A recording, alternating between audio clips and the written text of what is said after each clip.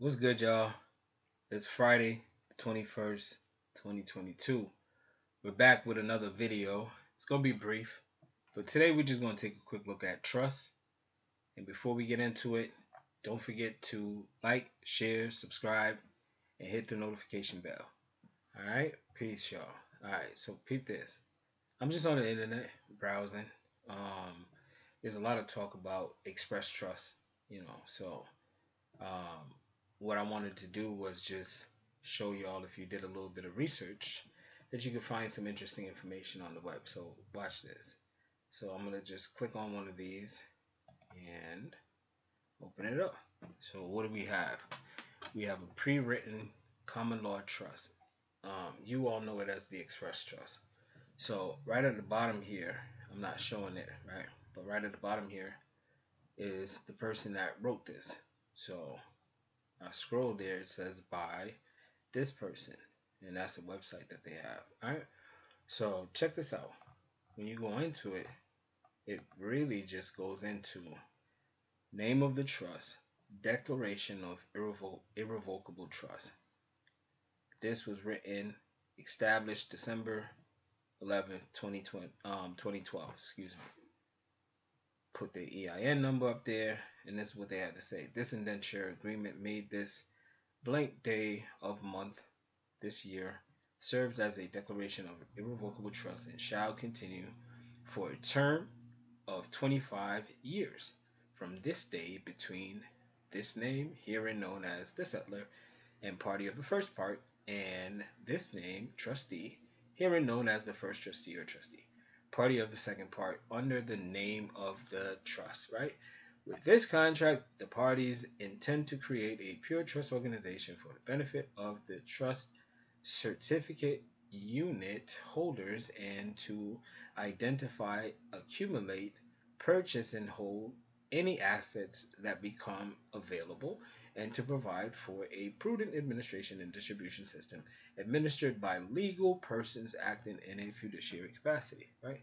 And then it just goes on. So it goes here, it tells you, whereas the settler irrevocable assigns and conveys to the trust and trustee in trust specific properties as defined in minute 01-0001 attached to this document in exchange for 100 units of beneficial interest known as TC, and they put the U's on there, right? So trust certificate units. They didn't put units there. To be held with the indenture by the trustees of the beneficiaries, also known as members of the trust. All right. So as you go through, they come down here, and it's in witness thereof, the parties, blah blah blah, and they put their settler's name, trustee name, and then the notary. All right. So what else do they have? They have the trust articles of organization. Now a lot of y'all don't have these documents because people don't share them with you. They are not advertised as much or as often, I would say, as the other stuff. So just check this out. So here they're going to put the trust name, the undersigned, desiring to establish a pure trust name, blah blah blah, common law jurisdiction, registered agent, principal office, put all that information. So this is just like the structured setup of an LLC, right? So they go through and then they sign. All right, boom. Down here, you got the bylaws. So in this section, Article 1, the purpose and intent of this trust is to maintain and improve this trust estate so the trust certificate unit holders may possess the things of life sufficient to provide for health, growth, protection, education, expansion, welfare, preservation, and continuation, and not just simply arrangement to protect and conserve the property for the beneficiaries, right? And it goes through. Obviously, I'm not reading all of these things, so they got Article 3 is the General Trust Administration. Down here, they got Article 4, Trust Management, Trustees' Powers. So this is always things that y'all need to pay attention to. So whereas it says where is not otherwise prohibited by the trustees, by law, the trustees shall have general common law powers over the trust estate herein, and may do anything any citizen may lawfully do in any state or country, right? specifically, but not by way of limitation. They shall have all rights, authority, and power as follows. Excuse me. So all they're saying here is just that at the end of the day, these are the specific duties they wanted to highlight, right? And then they come down here, acceptance by trustee. So this is what the trustee has to do. To accept the first trustee for himself and all subsequent trustees and successive trustees by accepting the appointment as trustee of this trust organization causes all present and future trustees to agree to the following, right? To accept of the initial gift or conveyance, the acceptance and agreement to conduct the trust organization affairs in good faith, the agreement to exercise their best judgment, the agreement to, upon final liquidation of the trust estate, to distribute the assets, right? So, resignation, beneficiaries, right? TCUs, no TCU holders shall transfer any rights in any TCU until and unless such transfer is first approved by the Board of Trustees.